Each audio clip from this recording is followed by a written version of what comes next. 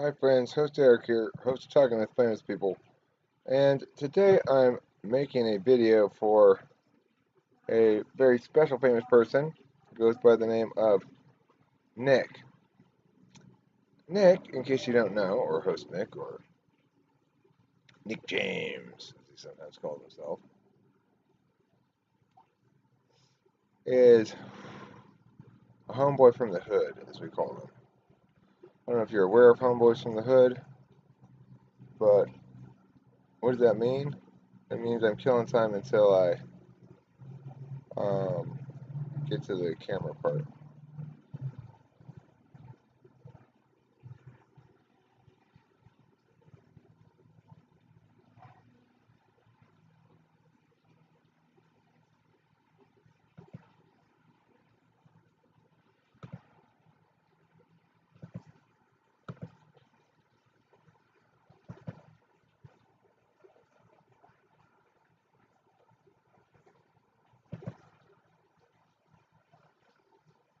You're meeting someone, whether someone's a thinker or a feeler.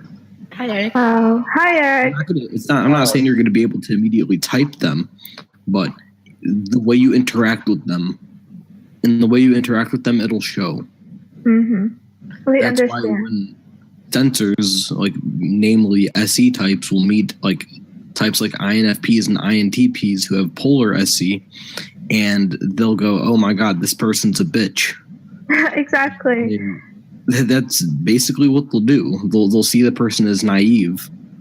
Exactly. That's what people say. My mother, she's my mom, so of course we have a very different relation than everybody else in the world. But she still calls me naive. And compared, that's not at all what I mean. They'll see the person as not being street smart, I guess. Someone that they can take advantage of. That's exactly what she says. She says I'm not street smart. She thinks that I trust too much. Like she said, you need to be tougher. Be tough. Fuck shit up. Exactly.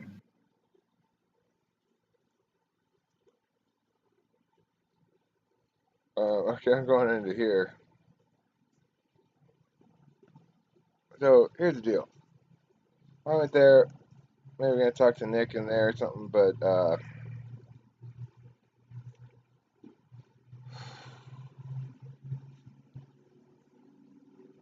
I mean, I didn't expect him to be in there, but I was going to maybe talk to people in there about Nick. This is a really sloppy beginning to a video. But I will say the following thing. What I reason I'm going to leave it like it is because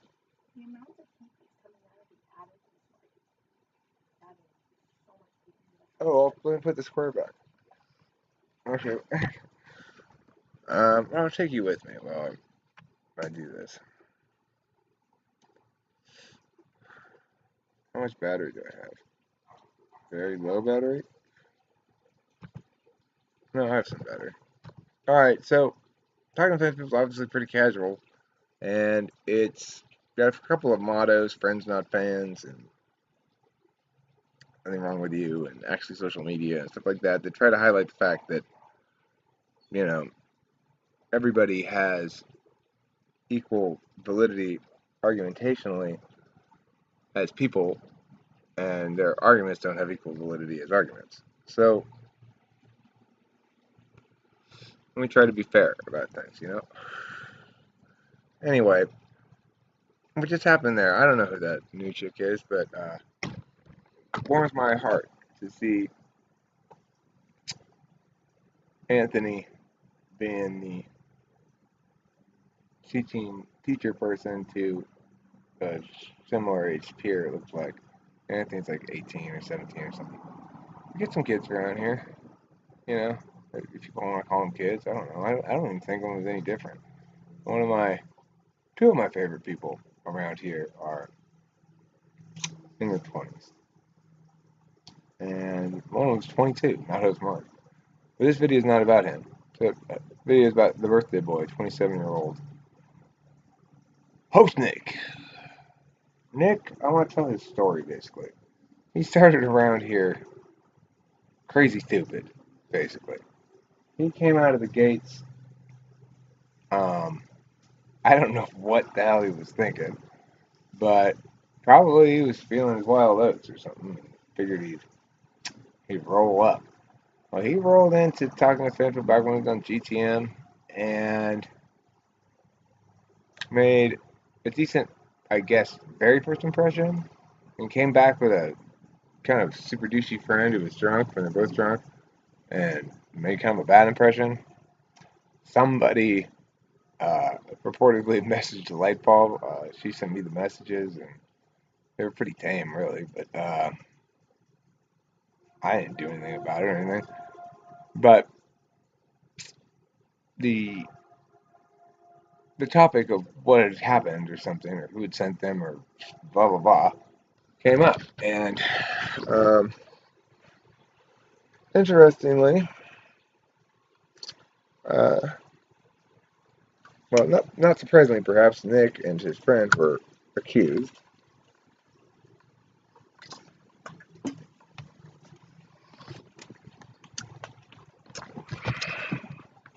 I mean, the funny thing being, sending those messages was the most tame thing they'd done all day, probably, because they were all drunk and being crazy. So, part of it is Nick accused me of doing it. This might sound crazy.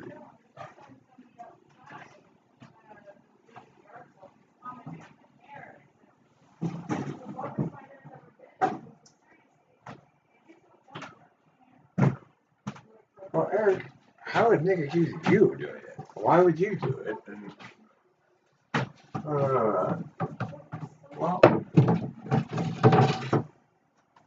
Nick had a pretty determined,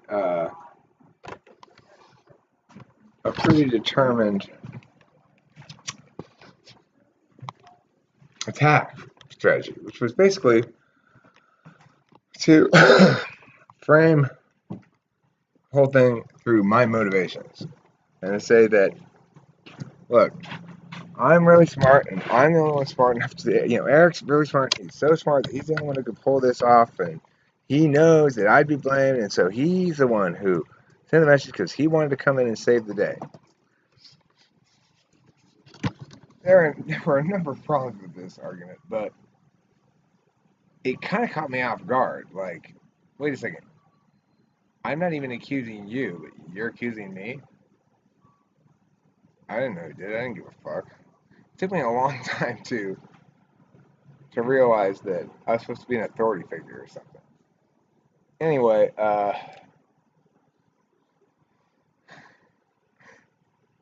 again, he battered me back with this ridiculous line of argumentation, which was all built on conjecture about my motivations, and for about a day or so, and managed to shift ground really effectively to avoid me getting a hold of him until I insisted we have this conversation in a fair fashion and that he answer my questions and face the music. He did sort of for a while. He sort of ran away. But that was Nick when we got him here. That was Nick when I first met him. The community aspect of this place cannot be overstated in terms of what it means to me.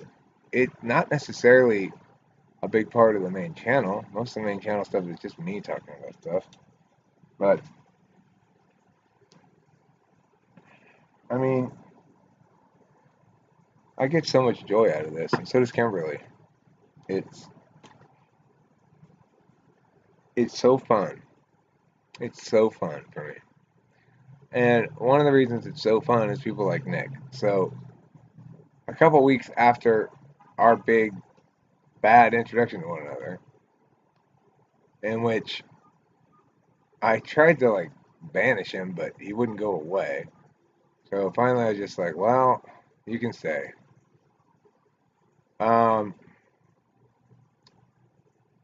And he went straight for the power structure, so to speak. He got in with Taylor, he got in with me, he has these private conversations like drama all the time. But but always interesting. That's the thing. Nick was always interesting. He was never. There were many times when I thought he was trolling, and he never was. He was just being Nick to an extreme. The thing about him is, I visited him then 2 weeks later in Middletown, Ohio, between Columbus and Dayton, and saw him in his house, and he smoked me out, and I bought him a present. He was drinking, and I made a couple videos with him, and his drinking made me sad. And I saw myself for sure, and I understood that he didn't have ill intentions. I went back and forth a few more times. I didn't know what to make of the fucking guy. Is he some sort of psychopath? Is he a narcissist? Is he a super cool guy? Is he... What the hell is up with this dude? He'd come into the rooms and try to find people's hidden pain and and then fix them and stuff. He's always trying to do that stuff. Meanwhile, as he got more and more into talking to famous people, he got less and less into going to work and stuff. So, he lost his. He had lost it. He quit and lost his job. Nick's one of those guys who, like, not a lot, but a few other people around here have a lot of earning potential and can bring a lot of value to a company or to consumers in a way that translates into wealth. And it doesn't do a very good job of exploiting those opportunities necessarily, and probably doesn't do a very good job of managing his money, like me. So, regardless of all that, he ended up getting another job, moving to Tennessee, and throughout it all, as time passed by, I'd see him time and time again. I'm talking to famous people. He was around all the time, just like I was, and just like a bunch of other people were. Now, here's the thing. Every once in a while I hear somebody talk about a dying channel or a dying community because I haven't been around for a while and the rooms are kind of sparse or empty. Whatever. It's not like that because I'm building actual relationships with people. I'm not trying to sell anybody anything. I'm being friends with people here on the internet. And they become my real life friends. They become my best real life friends.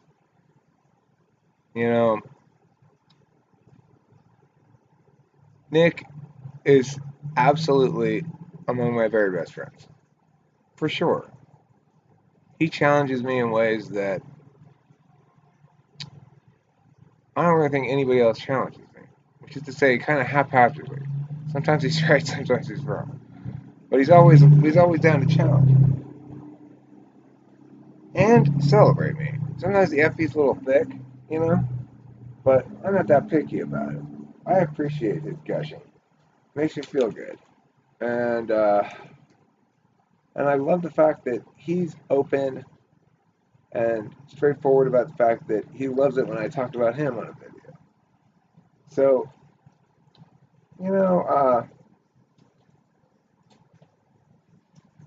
things proceeded fairly straightforwardly for a while. It looked like he was going to start dating somebody talking about famous people, Janelle, and that didn't go down. But, I enjoyed being privy to all the backroom secrets and stuff. I'm not always, usually I am. I like to be in the center of things like that. But, everyone's got their own things going on, and sometimes they include me, sometimes they don't. I like the fact that Nick includes me. That's nice of him. And I included him when I was having my little secretive affair over on another part of the country with a married woman. He was in on that reality, all the details of it, and only him and one other person were. That would be Taylor.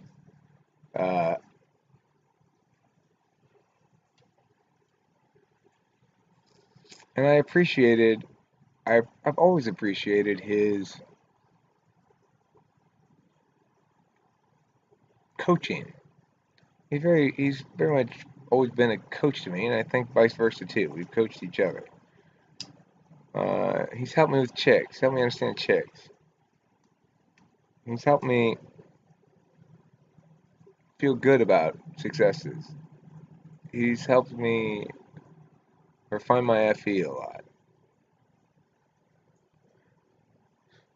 He's helped me learn how to battle against his peculiar kind of bullshit. Anyhow, after a certain period of time, my love affair thing fell apart. You know, she wasn't going to leave her husband. I thought she was. Isn't that kind of crazy? I thought she was. And did I really want that? No, I never would have trusted her, obviously. How can you trust somebody? Once a cheater, always a cheater. Once a cheater, always a cheater. So,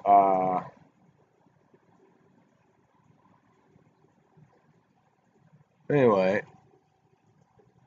I had gotten frustrated. That had fallen apart, some shit around my Temple City house, a couple chicks I had kind of up in the mix, fell apart. Back to square one, no chick. Yeah. But Nick helped me. Nick and a couple other people helped me construct my OkCupid profile. He helped me understand how to deal with chicks. He sent me links for things like basically seduction tips, how to deal with chicks on a date and stuff. And he participated in the video that I had in OkCupid that said, I think he was in that video. Let me see what's going on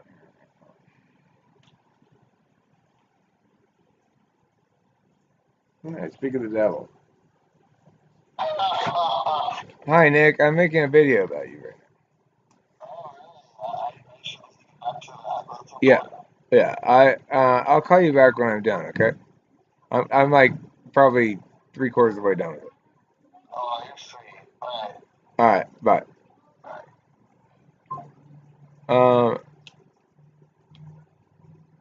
don't know if he was on that video where I included on my OkCupid profile. It basically was a video of the community, including several chicks, saying that I was safe to date and safe to go out with, and a nice guy, and you know, nothing to worry about. And you know that if I did act badly in any way, then any prospective date would be encouraged to tell on me to the community. Nick and Susie were two huge components in me getting Kimberly.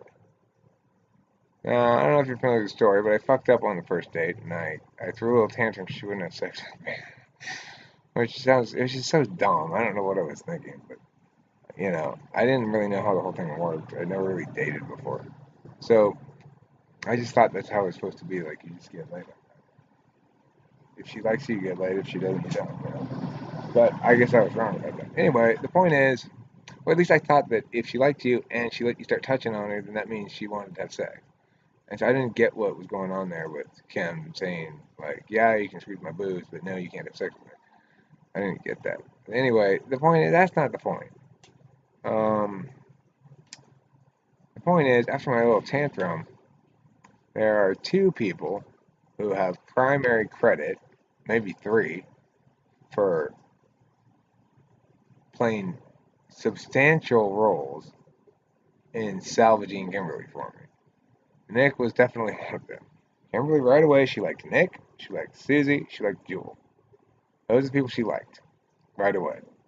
And, you know, it's fair to say that Kim and Susie have become quite good friends. Kim considers Susie, I think, one of her better friends, you know. Kim knows a lot of people, has a lot of acquaintances, has some friends and good friends here, and she's, you know, like a best friend. A person she calls her best friend, Jen, and what's her name? That red-haired chick. I don't remember. She's friends with Kimberly too. But this community offered her a chance to be with an entirely different kind of friend, I think, in general, than she's used to. Although some of her best friends, I suspect, are intuitive. Jen, I think, is an INTP. So it would make sense that she would also be very fond of Susie. And she was very fond of Nick. Nick had good FE. Nick was very friendly. Nick was very welcoming.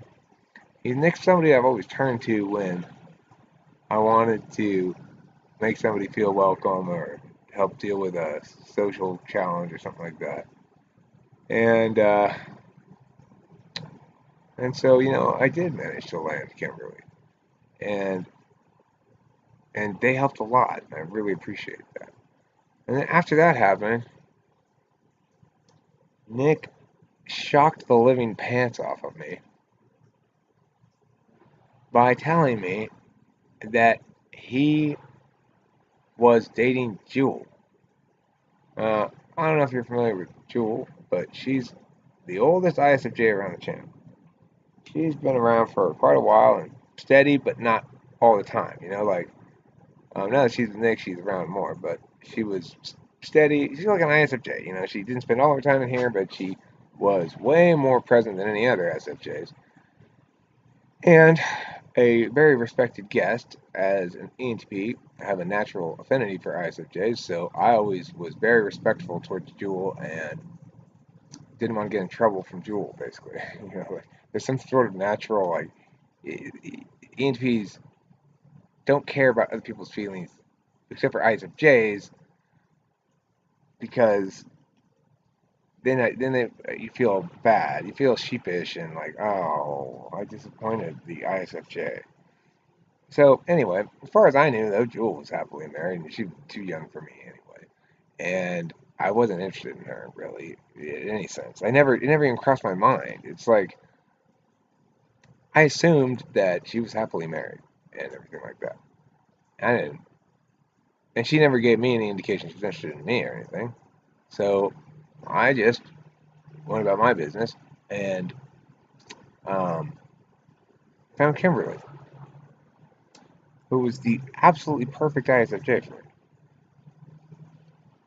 If I had known that Jewel was available in some sense, then I might have tried to pursue that, because I would have said, well, she's an ISFJ. She's probably way too hot to go out with me, but maybe I should try to score that. Maybe I could land that or something. Of course, the reality is, I don't want to have a couple little kids bouncing around right now. She's got a couple little kids bouncing around. I might have thought that at one point, that would have been fine and everything. But in actuality, I didn't know how perfect it could be when you get the right duel. Well, needless to say, I was shocked when Nick told me he was with Jewel, and happy for them, happy as hell. And after Kim and I had been going out for 4 or 5 weeks or something like that, we met up with Jewel and Nick down in San Diego and made one of my very favorite all-time videos, which is a video, at least the first half of it, right until the sun sets. It should end when the sun sets, but it's a video of me and Kim going down to San Diego and hanging out with Nick and Jewel. And it was spectacularly good fun for both me and Kimberly. One thing I've said to Nick and Jewel, and I said to a couple other friends from the internet and stuff, said to a couple of other friends from the internet and stuff, is that Kim and I are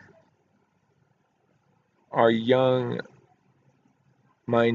46-year-olds, and we're both experiencing a certain amount of wanting to be social and wanting to have fun and do things and be interesting, and most of our same age peers are slowing way down. I'm speeding up because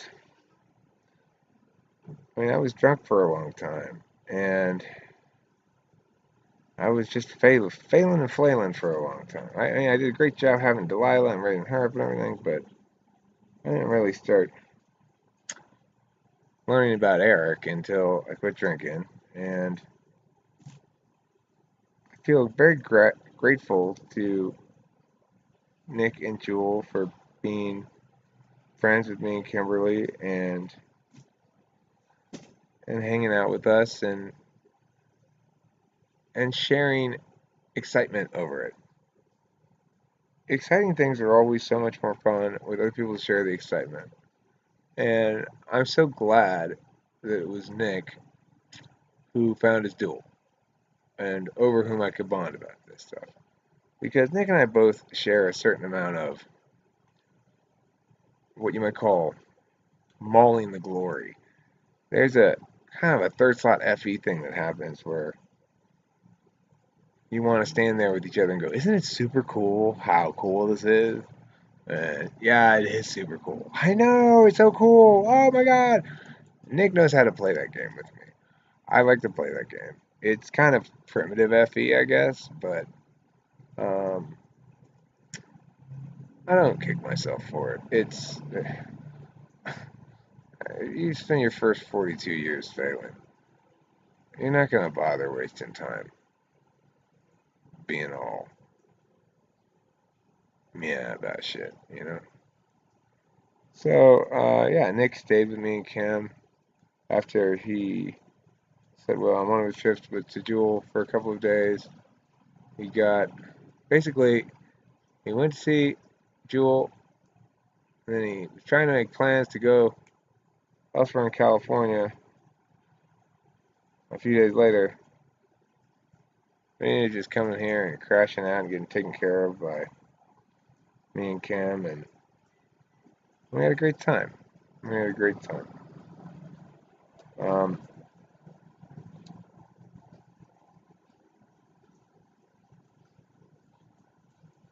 he's in. I copped more ideas from him probably than anybody. I think it's fair to say that of all the people that I've copped ideas from, and there's been millions, but I mean, in my life, but you know, of all the people I've copped ideas from talking with famous people and incorporated them into my own sets of narratives, Nick probably wins that contest, especially with Taylor out of commission for such a long time.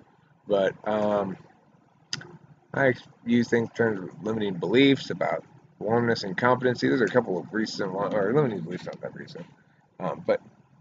But you know, that's other was it Hanlon's razor. Uh, he's always shown me interesting shit.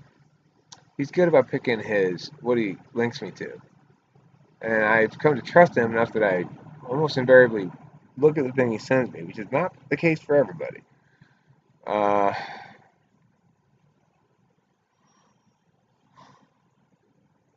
what's that to say about Nick?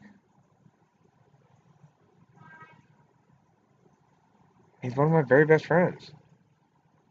You know,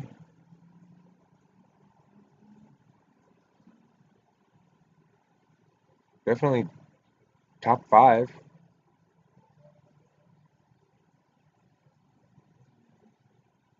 And that's what's so beautiful about this. Here I am, just some fucking loser, old dude in Temple City. I start making some videos, trying to just maybe get from hating myself to just strongly disliking myself. And then nothing happens, but I get accustomed to just putting up videos all the time anyway. I have like 4 subscribers for a long time. I remember when I got to 100 subscribers, I was so excited. And I couldn't believe it. I just couldn't believe it that people were actually watching my videos. Well,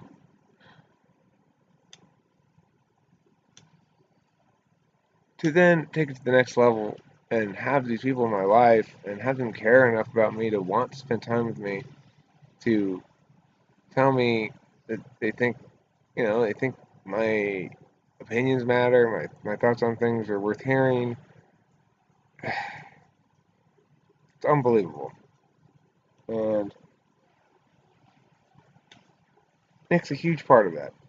A huge part. So thanks for being such a good friend to me, Nick. I love you, man, and happy birthday. Say hi to Jewel for me.